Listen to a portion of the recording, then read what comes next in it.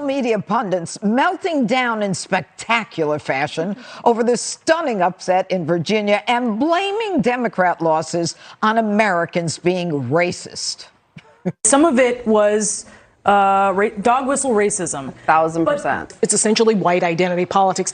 That works for Republicans. Education, right, which is code for white parents don't like the idea of teaching about race. The real ominous thing is that critical race theory, which isn't real, turned the suburbs 15 points to the Trump insurrection-endorsed Republican. The Delta variant of Trumpism. In other words, Youngkin, same disease, but spreads a lot faster and can get a lot more places.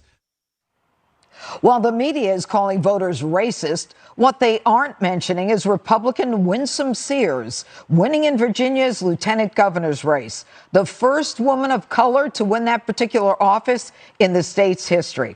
All right, Jesse, I'm going to start with you. OK, I just heard that quote from Nicole Wallace. I think the real ominous thing is that critical race theory, which isn't real, turned the suburbs 15 points to Trump insurrection endorsed Republican. What are they talking about? Well, Judge, as a journalist, we hunted down the curriculum on the internet and the receipts they paid to consultants. And when I say we, I mean my assistant did.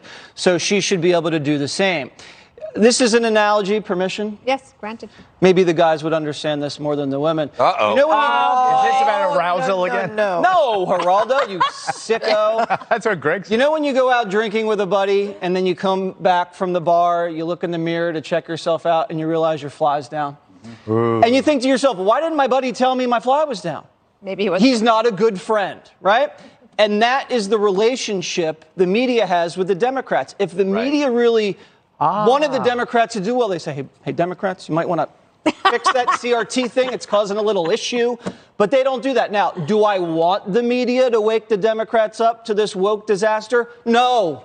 Donald Trump said it. Everything woke turns to what, Judge? I won't let you finish that. Okay, the family show. I won't let you finish. So here's what's going to happen now. These pundits that are getting paid millions of dollars, they're saying this is about race. Well, how could it be? This is a Virginia state that voted for Barack Obama twice.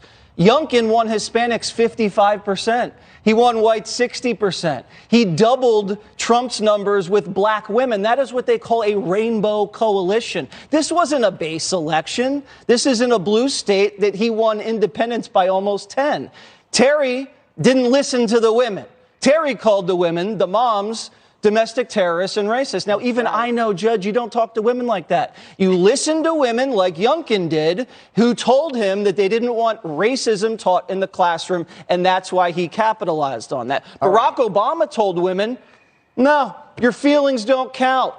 They're phony. And then Terry McAuliffe told women, doesn't matter what they're injecting into your child's brains. You don't have anything to do with that. All right. That's what happened, and that's why this backlash is happening. And if the media keeps just not telling the Democrats what's really going on, there's going to be bloodbath after bloodbath. Thank you for the zipper analogy. You're welcome. So I will go right to you, Dana. All right. Winsome Sears. She has made history.